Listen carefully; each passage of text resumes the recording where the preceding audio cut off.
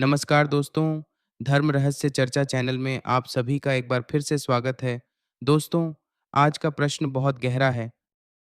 क्या हमें सनातन धर्म में सभी देवताओं की पूजा करनी चाहिए या सिर्फ एक इष्ट देव को ही मानना चाहिए?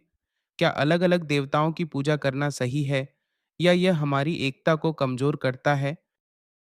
दोस्तों, इसका उत्तर समझने के लिए हमें सनातन धर्म की मूल भावना को समझना होगा। सनातन धर्म कोई एक ही रास्ता नहीं है।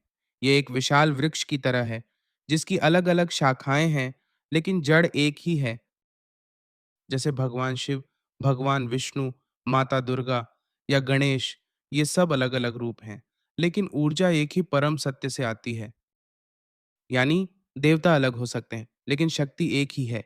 अब सवाल आता है, हमें क्या करना चाहिए? दोस्तों, शास्त्रों में इष्ट देव की अवधारणा दी गई है। यानी एक ऐसा देवता जिससे आपका मन सबसे ज्यादा जुड़ता है।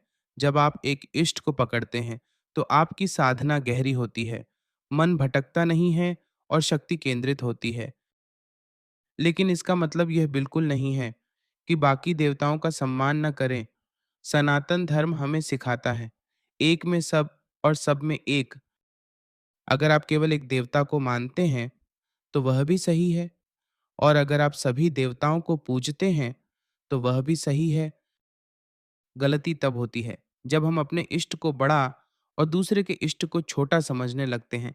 यही अहंकार धीरे धीरे समाज में विभाजन पैदा करता है।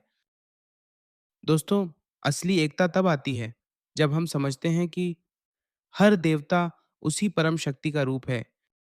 आप चाहे हनुमान की भक्ति करें या कृष्ण की या माता की, अगर आपकी भावना सच्ची है तो आप उसी परम सत्य तक पहुंचेंगे। तो निष्कर्ष क्या है? एक इष्ट देव जरूर चुनिए, लेकिन सभी देवताओं का सम्मान रखिए, और सबसे महत्वपूर्ण, अपने अंदर अहंकार को मत आने दीजिए। क्योंकि सनातन धर्म की असली शक्ति उसकी विविधता में ही छुपी हुई है। अगर हम इसे समझ गए तो कोई भी शक्ति हमें कभी विभाजित नहीं कर पाएगी। जय माता पराशक्ति।